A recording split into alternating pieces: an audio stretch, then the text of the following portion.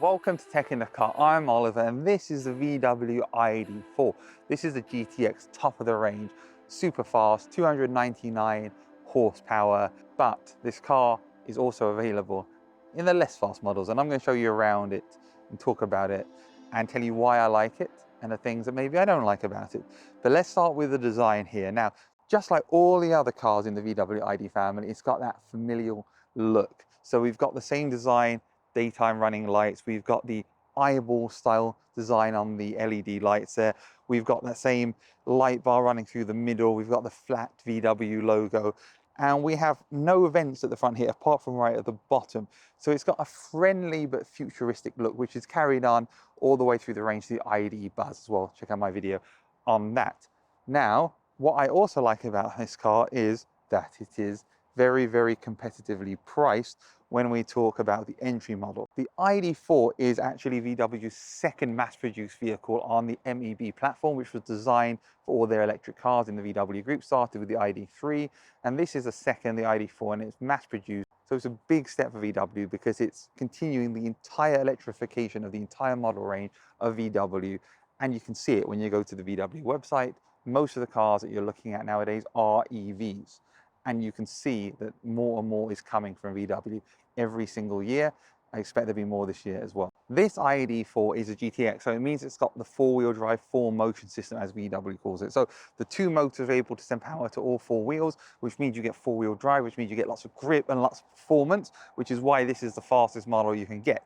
It has the same 77 kilowatt-hour battery as the other ID models, and that gives it 309 miles of range. It's important to remember because this is the performance model, it has slightly less range than the other models. And in terms of value, the ID.4 starts at around the £30,000 mark. So it's incredibly good value for an EV with a ton of space in it. This particular model, the GTX, is around the £52,000 mark. So it's more expensive, but it is a top of the range performance model. In terms of design, we have the GTX logo down the side here. And as we come to the back here, even though this is not a coupe SUV, that's the ID.5, check out my video on that, because of the two-tone paint, it gives that effect that it looks a bit like a coupe, but it's not, and we'll see that when we get inside in a minute. The other thing which I really like is the fact that the handles are not sticky out handles. They're nice reach in and grab handles, which I like. I think that's a good feature. And we've got some massive alloy wheels as well to complete the sporty look on this GTX model. At the rear, the ID.4 continues those familiar traits of the ID range. Nice wraparound rear lights, clear, see-through, looks really good. You can see the details inside. And then what about the space in the back? Obviously, by the way, being the GTX, this has got a blacked out logo, and that's also why this is slightly blacked out as well. And then for space back here, well, we have 543 litres of space in the back of this, which is bigger than the competitors. You can put the back seats down. There's ways you can attach your shopping to. There's hooks, there's netting. You've got everything back here. Lots of space, just what you want, even in a fast, sporty SUV. In the back of the ID.4 is very, very good. I've got quite a lot of space in front of my knees. I've got quite a lot of space above my head. I'm 178. It's comfortable. We have the two cup holders. We have the pass-through, so we can bring stuff through from the back. So you've got everything you could want there. Two USB Type-Cs down there. Very, very nice back here. Comfortable. Nice bit of red stitching on here, the GTX. It could do with a glass roof though, like on the ID.5. I would always recommend a glass roof to be more lighting, but very comfortable, very nice back here. The inside of the ID.4 is just like the inside of the ID.5, just like the inside of the ID.3. This being the GTX, there are some different touches. We have red accents on the wheels. We've got red effect stitching on top of the dashboard here. It's got a more sporty interior, but everything else is pretty much as expected. We've got the same infotainment system. Some love it, some hate it, but it works and it has all the technology you could want. Android Auto, Apple CarPlay. We've got our two cup holders. We've got lots of space down here with our USBs, which you can close up like that. We've got the same sporty steering wheel, the same way of controlling what gear you're in when you're going forwards and backwards, because remember, being an EV, we have one gear, but obviously you need to go between reverse and forwards, and also your regen braking. Everything on here that you would expect. Comfortable, nice seats. They say GTX in them as well. Here we are inside the 299 PS GTX version of the ID.4, the top performing fast version of this car. This is a family SUV, but it has the space and the speed. Is this the answer for a question that some people didn't know they had?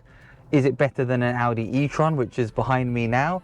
Or is it different? Well, it starts at £38,000 for the entry model into the ID.4 range. This top range model, the GTX, is about £52,000. From that, you get 309 miles of range. But do you get the performance? Do you get the acceleration? Do you get the feeling of thrill of having a faster car? That's the question. And I think the answer to that, as I accelerate way faster than I anticipated, is yes, you do. You do get that feeling of speed.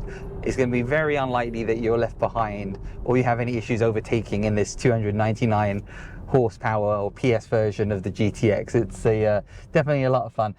And I think if you're going to buy an EV, I think personally I would always want an EV which is fast. Now, there's a lot of options and range, and all EVs feel really fast because of the instant torque that they have.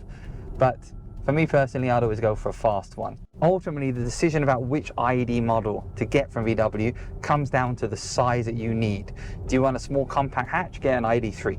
Do you want a nice, spacious SUV? Get an ID.4. Do you want a coupe-esque SUV, which is even more stylish? Get an ID.5.